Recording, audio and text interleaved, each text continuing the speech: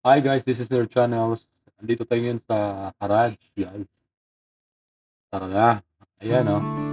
Dito tayo sa may bandang bilihan ng mga furniture.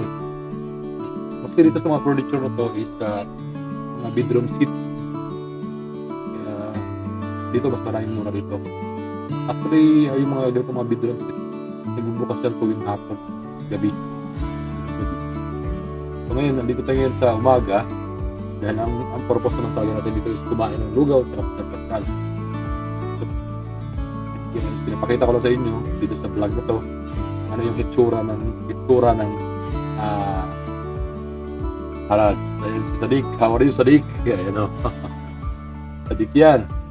Ayan, may mga jacket, pantalon, damit. So mas mura dito guys, makakabili ka ng mula 5 real hanggang 50 real.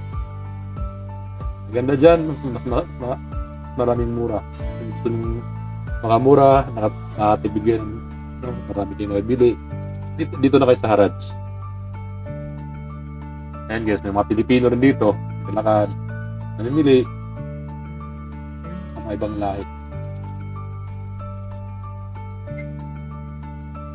Kaya ayan, ang ganda ng ano guys. Mas maganda siya compare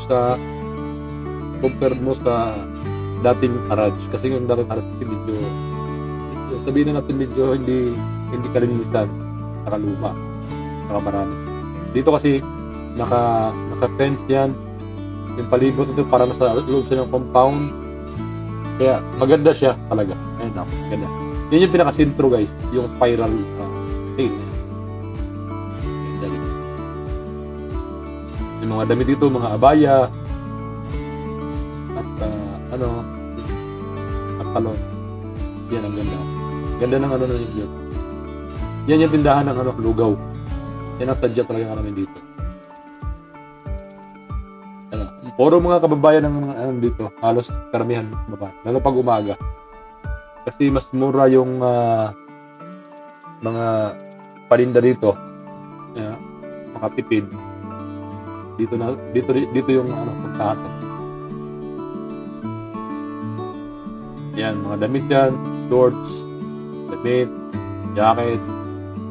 Yan, marami kayong mabibili dito guys. Kaya kung gusto nyong mura, dito na kayo sa Haraj. Sa may AE Road.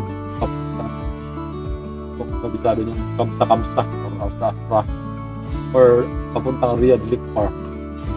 Yan, ganda. Yan yung pinaka-centerpiece ng Haraj.